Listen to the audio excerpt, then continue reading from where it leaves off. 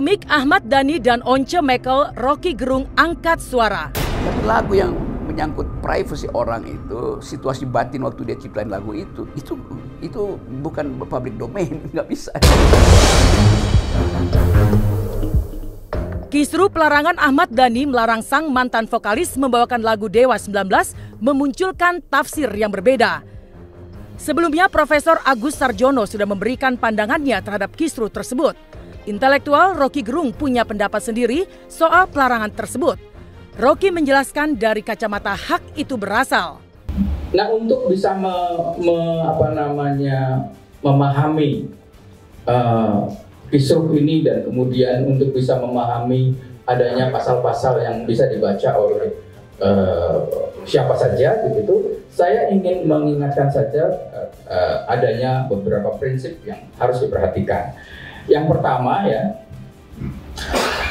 esensi hak cipta itu sebagai hak yang lahir bukan karena pemberian undang-undang, melainkan hak asasi untuk memiliki hak menggunakan karyanya sendiri. Dan oleh karenanya tidak boleh dieliminasi oleh undang-undang. Ini ada teorinya, itu orang Inggris sana sih ya, John Locke. Katanya hasil kerja seseorang itu adalah miliknya.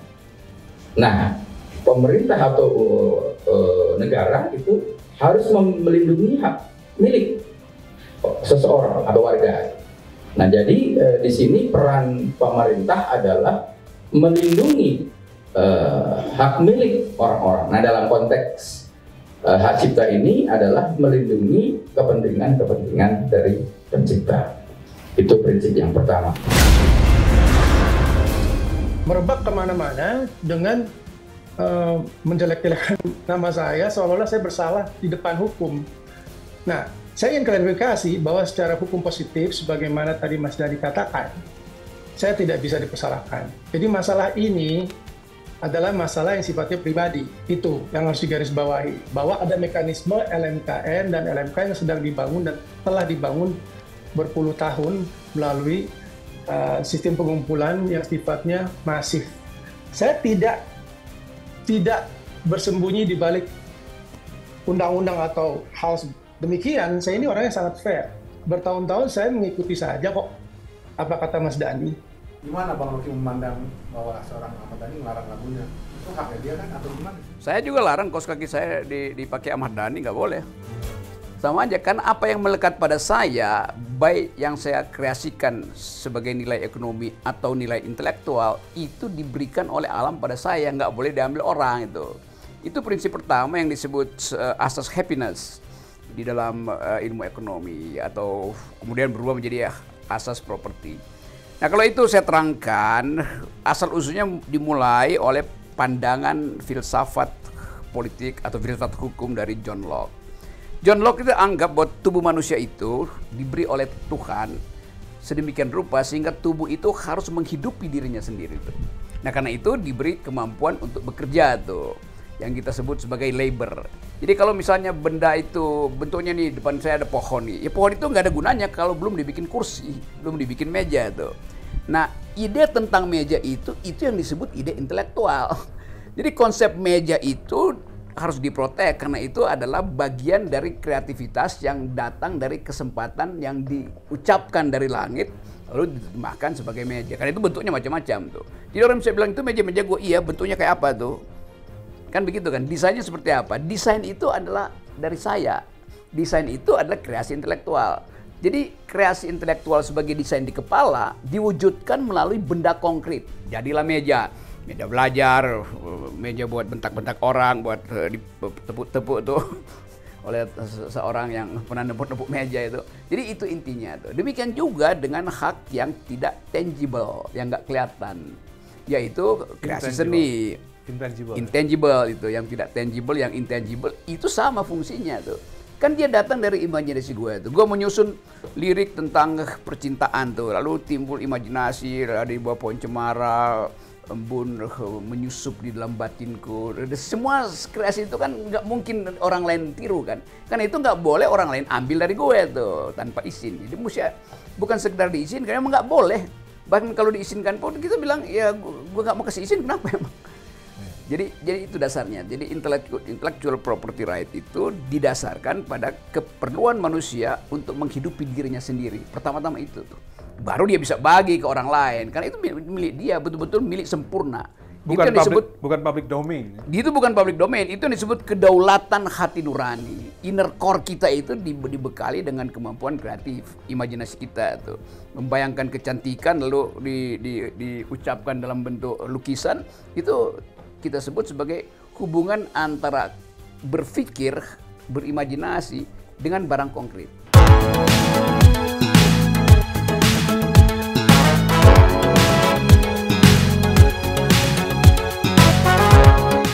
Kan kita nggak bisa terangin bagaimana kita bisa bayangkan ada kayak lukisan kita bisa bayangin itu, coba diambil kameranya itu jenis matanya itu tidak mungkin kita bayangkan datang dari seseorang yang nggak punya pengetahuan tentang cahaya, kan itu dasarnya kan, komposisi macam-macam lah.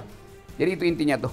Ya saya baru tahu ini kan baru berapa bulan terakhir saja bahwa secara pribadi ternyata teman-teman saya ini bermasalah dengan saya ini. Maksudnya saya pun lihatnya di media tidak ada penyampaian secara langsung, padahal kita ketemu terus di belakang panggung. Dan menurut saya Mas Dhani ini kan pemimpin sebuah band. Menurut saya harusnya dia dalam posisi untuk meminta itu secara baik-baik ya. Maksudnya bukan minta tapi ya berdiskusi lah. Saya mengerti soal itu.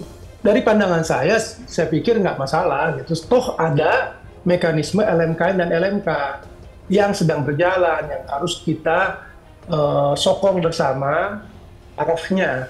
Dan tadi seperti kata Mas Dhani, memang banyak tantangan yang harus dihadapi oleh sistem besar yang dibangun bersama ini. Jadi saya pikir ya semua baik-baik saja. Artinya ada sistem yang besar. Nah kalau sistem ini berjalan dengan baik, pencipta lagu itu luar biasa ininya kemakmurannya. Di Indonesia ini kan ada yang merasa bahwa selama gua bayar royalti, gua bisa menggunakan lagu siapapun dengan enak. Jadi dia bisa pakai kaos kaki gue gitu, walaupun gue pemikiran dia. Ya nggak bisa lah, karena hak yang kita sebut sebagai kecerdasan itu kan nggak bisa dipakai oleh orang lain kan. Yang kita sebut kalau nada dasar pertama di Ivory and Ebony itu nggak bisa ditiru oleh orang lain, dia mesti minta izin gue dong. Maksudnya dia pakai sesuatu yang barusan gue ciptain. Kecuali ada agreement ya. Ya justru itu, agreement itu yang dasarnya adalah perjanjian tacit agreement, diam-diam boleh. Tetapi mesti ada ketentuan bahwa you pakai buat apa itu. Kalau misalnya gue pinjam sebentar ya musiknya si Dhani buat apa? Buat doa kecil, ya udahlah, karena buat doa itu. Tapi kalau tiba-tiba dianggap semua punya lu bisa gue pakai, yang penting gue bayar. Bagaimana caranya coba? Perjanjiannya apa? Dalam hukum ada namanya pacta sunt servanda, a pact must be served gitu. Tetapi ada kalimat berikutnya tuh. Pacta sunt servanda hanya berlaku bila ada kondisional namanya rebus sixtandibus.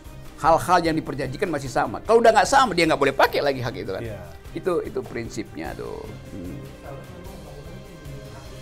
Yang harusnya undang-undang melindungi hak itu. Jadi sama seperti undang-undang tentang hak asasi manusia misalnya. Dan nanti negara bilang ya hak asasi manusia kan bisa kita buat ada pembatasan. Nggak bisa. Justru hak asasi manusia harus dilindungi bukan dibatasi itu. Memang ada sesuatu yang boleh aja dalam keadaan perang yang namanya hak asasi itu disingkirkan karena dua-duanya kombatan. Ya udah mau diapain kan. Tapi dalam keadaan damai negara mesti protect termasuk property right itu kan itu hak paling dasar di dalam hak asasi manusia paling dasar adalah hak untuk bahagia dengan cara saya memproduksi barang itu. Nah itu yang namanya property right atau right to happiness kan itu, atau right to pleasure, bahkan hak untuk menikmati kesenangan kan saya produksi sendiri itu. Dan nanti dia bilang kan itu juga barang dari alam. Iya, barang itu dari alam. Kalau gue kasih konsep di dalam barang itu, dia menjadi milik gue tuh. Karena konsep itu yang membuat barang itu melekat ke gue tuh. Ini meja ini bisa gue bikin meja, bisa gue bikin pentungan juga. Tapi dua-duanya gue yang ciptain kan. Ide tentang pentungan, ide tentang meja, gitu kira-kira. Ide itu sebetulnya yang jadi hak kita tuh. Ya memang kalau nggak dalam pemahaman filosofi dari hak itu, orang bisa anggap kan gue udah bayar gitu. Bayar apa yang lu bayar tuh? Yang lu bayar tuh barangnya, idenya lu nggak bisa bayar kan? Bisa dihitung dengan harga nggak sih? Maksudnya kayak kan hitungannya adalah royaltinya kalau dia bisa membawakan cuma 2%. Coba kita lihat apa sebetulnya yang kita perinci. Intellectual property rights ada 3 apa 4. Yang pertama adalah hak cipta, copyright. Lalu trademark, hak terhadap merek dagang. Lalu ada apa lagi tuh? Yang intinya di situ kan setiap hak itu dia unik. Jadi kalau dia unik dia nggak boleh digandakan itu. Jadi itu intinya. Bahkan mendengarkan pun sebetulnya. Kalau gue bisa bilang, ini gue bikin tapi nggak boleh didengarin orang lain ya. Diprotek nggak boleh memang didengarin tuh. Kalau dia bocor itu artinya dicuri. Kan dasarnya begitu tuh. Jadi nggak bisa itu hak itu terus dianggap ya karena ada harganya. Loh bukan, harganya itu di dalam dagang ada harganya. Barangnya ada harganya. Tetapi idenya itu bahkan ada orang yang merasa, ya lu boleh ambil tapi hak itu nggak boleh. Sampai gue mati pun itu melekat pada gue tuh. Karena itu mahal sekali hak itu kan. Lagu yang diciptakan dalam suasana patah hati itu beda dengan lagu yang diciptakan dalam suasana pemilu tuh. Beda itu. Psikologinya beda, harganya beda kan. Lagu pemilu kita bisa pesan pada siapapun tuh. Tapi lagu yang menyangkut privasi orang itu, situasi batin waktu dia ciptain lagu itu bukan public domain, nggak bisa. Ethics first. Ethics come first, dan dia jadi first principle di dalam mengatur kehidupan. Kalau etiknya tumbuh nggak perlu ada hukum, orang langsung tahu oh itu punya dia tuh. Iya, kan benar. Penghargaan itu kan secara naruli kita bilang itu punya dia yang bikin kok, masa kita mau ambil kan? Ekonomisnya lalu jadi legal dispute. Nah, legal dispute itu harus dikembalikan pada dasar yang diterangkan oleh John Locke gitu. Kan itu semuanya kan di situ mulainya tuh.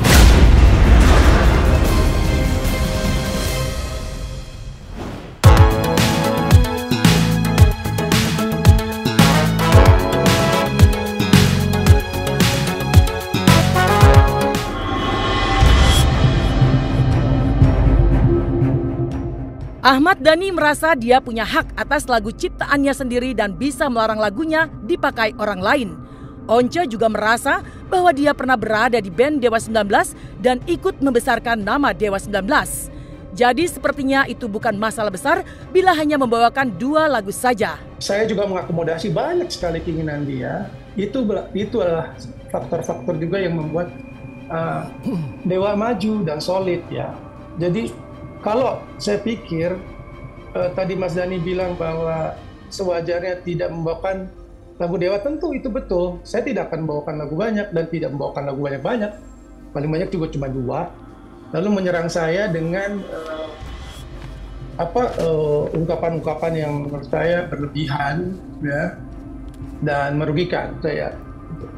Jadi saya pikir itu harus dibangun pengertian bahwa ada supremasi hukum. Ini mau kemana? Ya. Saya terbuka saja dengan diskusi-diskusi yang sifatnya konstruktif. Kalau satu undang-undang ada kekurangan di sana sini, itu wajar. Saya belum tahu ahli-ahli hukum ini akan membawa ini ke arah mana. Tapi saya ini law abider, saya ini orang yang mengikuti hukum dalam konteks hukum positif.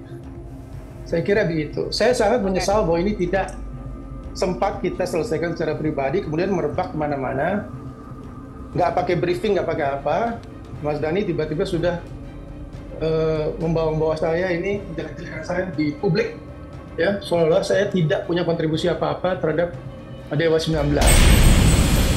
Ini lepas dari Once atau siapa itu nggak boleh, pokoknya dalilnya nggak bisa itu. Kalau dia ikut membangun, dia mesti terangkan di bagian mana dia ikut membangun. Membangun Dewa iya, kan siapa gelaran Once main di situ kan. Yang jual karcis pun membangun Dewa sebetulnya kan. Tukang parkir di situ juga membangun Dewa. Tetapi lirik lagu, intonasi segala macam itu khusus si pencipta lagu. Atau kalau dia sekaligus arranger ya lengkaplah itu kepemilikan dia kan. Jadi prinsipnya kalau saya mengeluarkan pikiran saya dan itu berakibat bahwa pikiran saya itu berubah menjadi benda ekonomi, itu punya saya. Kan itu kan. Lagu kan akhirnya jadi benda ekonomi. Ya sesuatu kan ada nilai ekonomi. Karena itu mulai kalau nggak ada nilai ekonomis ya orang mungkin nggak akan klaim kan. Itu punya gue mau ambil, iya, tapi karena orang mau berebut nilai ekonomi itu, justru karena dia bernilai ekonomi maka dia diprotek sebagai property right itu yang disebut tacit agreement, kesepakatan diam-diam, yaitu selama ada dalam komunitas, berhak terhadap itu tuh. Tapi kalau di luar komunitas, maka tadi yang rebus extendibusnya berubah, jadi dia nggak bisa klaim lagi kan.